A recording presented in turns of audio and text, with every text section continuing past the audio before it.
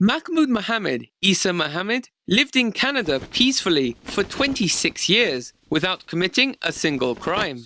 But Canada's immigration minister sanctioned Isa Mohammed's deportation from Canada this week, accusing him of involvement in an operation in 1968 against an Israeli airliner.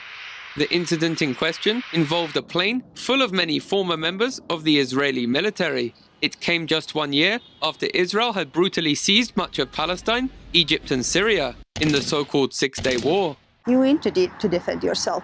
Now in Palestine, at that time, it has been, a martial law.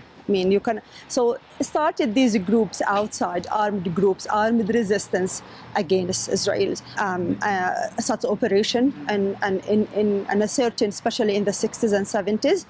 But later on, even to forget about 60s and 70s, because it's the same form of violence has been practiced by the State of Israel since the 40s and the 50s and the 60s and nowadays. Critics accuse Israeli-controlled politicians, such as Canada's immigration minister Jason Kenney, of desperately attempting to manufacture a perception of a terrorist threat, when such a threat doesn't actually exist in the country, so the government can justify using Canadian tax money and military power to advance Israeli geopolitical goals.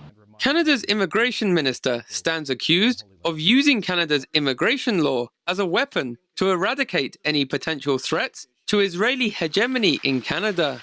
In 2009, Kenney unlawfully barred pro-Palestinian British MP George Galloway from Canada, seemingly to prevent Canadians from hearing Galloway's analysis of geopolitics. The government is found to have bent the laws of Canada in pursuit of their weird, it's the only word for it, weird and bizarre and virtually unique in the world, attempt to criminalize support for the Palestinian people.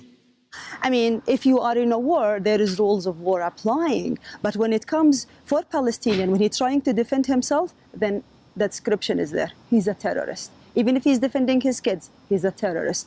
When that Israeli pilot pressing the button, killing 100 of civilians, no, he's defending the state of Israel.